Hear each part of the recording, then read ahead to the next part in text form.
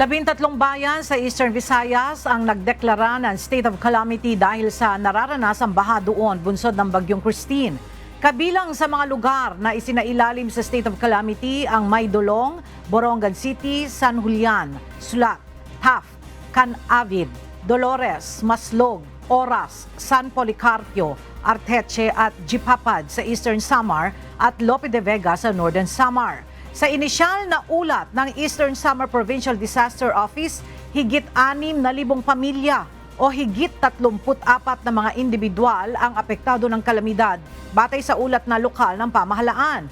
Nasa 4,000 pamilya naman ang apektado sa Lope de Vega, Northern Samar. Tinatayang aabot sa 4 na milyong piso ang naitalang danyo sa agrikultura sa probinsya dahil sa pagbaha. Patuloy na ang isinasagawang relief operations para sa mga naapektuhan ng bagyo.